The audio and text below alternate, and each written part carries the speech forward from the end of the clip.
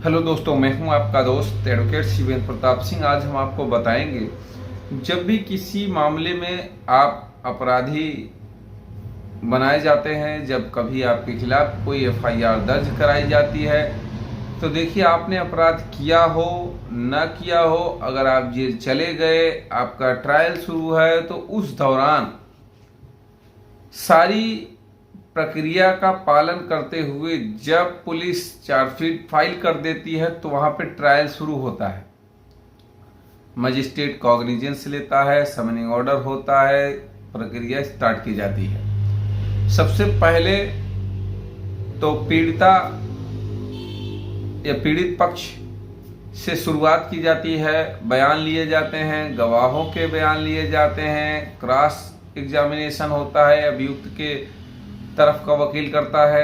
इन सब प्रक्रियाओं के बाद चाहे 376 हो, चाहे कोई चोरी का केस हो, सब में 313 के बारे में आज हम डिटेल से बात कर रहे हैं। 313 सीआरपीसी का जो बयान होता है, जो अभियुक्त का मेन बयान होता है, मुख्य परीक्षा होती है, उसके बारे में। तो मुख्य परीक्षा यानी कि 313 का सिर्फ एक मकसद ये होता है कि जो अभियुक्त पर आरोप लगाए गए हैं वो सत्य हैं या नहीं सत्य हैं, या कुल मिला के उन सब आरोपों का खंडन करते हुए अभियुक्त का क्या कहना है, यानी कि अभियुक्त अपने बचाव में क्या क्या बोल सकता है, ये समझना है। जैसे मान लिया जाए, उदाहरण के लिए आप समझिए कि कोई भी व्यक्ति है, उसके पास से कोई माल की बरामदगी हुई है, चोरी का सामान बरामद हुआ है।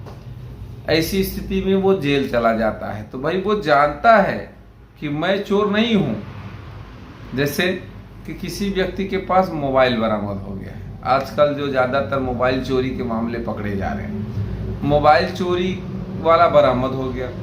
अब भले ही उसने चोरी नहीं किया, जिसका मोबाइल गुम गया, जिसका मोबाइल चोरी हो गया, उसके घर में या कहीं उसको चोरी करने अभियुक्त नहीं गया था। वो हो सकता है किसी से खरीदा हो सकता है रोड पे पड़ा पाया हो। तो तमाम ऐसी स्थितियां, ऐसे सर्कमस्टांसेस होते हैं कि जिसमें व्यक्ति बेगुनाह होता है, लेकिन वो फंस जाता है। वो कानून को नहीं जानता है कि इसका क्या प्रभाव होगा, इसलिए फंस जाता है। तो ऐसी स्थिति में जब उससे 313 का बयान लिया जाएगा तो यही बात है कि भाई यही पूछा जाएगा कि वो चोरी का सामान उसके पास आया कैसे, कहां से आया, किसने दिया, कब दिया। इन्हीं सब सवालों के जवाब मजिस्ट्रेट ढूंढता है, ताकि उसको, अगर वो बेगुनाह है तो उसे सजा ना हो जाए।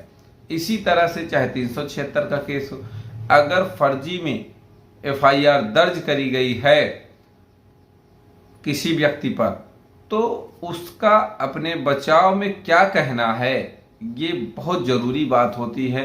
इसीलिए 313 का बयान होता है कि अभियुक्त अपने बारे में, अपने सफाई में जो उसको बोलना है वो बोल सकता है। इसके लिए जितने भी डॉक्यूमेंट आए, जितनी भी गवाहियां आई, जो बयान आए, जो साक्ष्य आए, 313 होने से पहले उसके समक्ष रखे जाएंगे, उसको प्रपत्र दिया जाएगा, ताकि वो समझ ले कि उसके खिलाफ क्या क्या सबूत आया, उसके खिलाफ क्या क्या बयान आए। ये सब चीजें 313 के पार्ट होते हैं। भारत के संविधान के अनुच्छेद 20 सबसेक्शन या सब क्लास 3, जो अनुच्छेद 20 की उपधारा 3 है, उसमें साफ प्रावधानित है कि कोई भी व्यक्ति अपने खिलाफ साक्ष्य नहीं देगा। कहने का मतलब उस पर दबाव भी नहीं डाला जा सकता है कि कोई व्यक्ति अपने ही खिलाफ जो उस पर आरोप लगाए गए हैं उसकी वो पुष्टि करे। तो इसलिए 313 का बयान होता है, ताकि अभियुक्त अपने पक्ष में या अपने खिलाफ हो रही कार्रवाई या अपने खिलाफ जो अभियुक्त के खिलाफ जो गवाहियां हुई हैं, एविडेंसेस प्रस्तुत किए गए हैं, उसके बारे में वो अपना स्पष्टीकरण करे, उसके बारे में कोर्ट को, न्यायालय को ये बताए कि सही बात क्या है।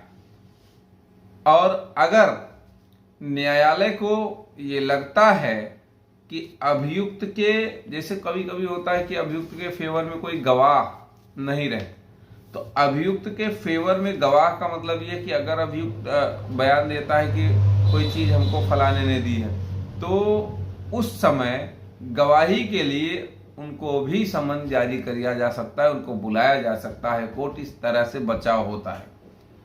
ऐसा नहीं कि कोई गवाह नहीं है अभियुक्त के पास तो वो फांसी पर लटक जाए। मौके एक तरह का ऐसा सिस्टम है, ऐसी प्रक्रिया है कि कोई भी बेगुनाह को सजा न हो जाए, इसलिए उसको मौका दिया जाता है अपनी हर बात रखने का। अब मान लीजिए इसी दौरान धारा 205 सीआरपीसी में अगर परमानेंट हाजिरी माफी किसी को मिल गई है तो अपना लिखित बयान भी दे सकता है, इसमें कोई दो राय नहीं है। या मजिस्ट्रेट जरूरी समझेगा तो, नहीं तो वो बयान देने के लिए भी उसको नहीं बुलाया जाएगा। अगर 313 पे या किसी धारा के बारे में आपको डिटेल से जानना है तो स्क्रीन पर चल रहे नंबर पर फोन करके जानकारी ले सकते हैं, या कमेंट बॉक्स में कमेंट करके आप बताएं कि किस पर आपको वीडियो चाहिए, किस धारा पर, किस टॉपिक पर, किस विषय पर। हम कोशिश करेंगे कि आपके मनपसंद वीडियोज आप तक सबसे पहले पहुंचाने की। उम्मीद करता हूं, आशा करता हूं आज का यह वीडियो आपको बेहद पसंद आया होगा। अगर वीडियो पसंद आए तो वीडियो को लाइक करें, शेयर करें। यूट्यूब चैनल SP 72 कानून प्रयागराज को जरूर सब्सक्राइब करें।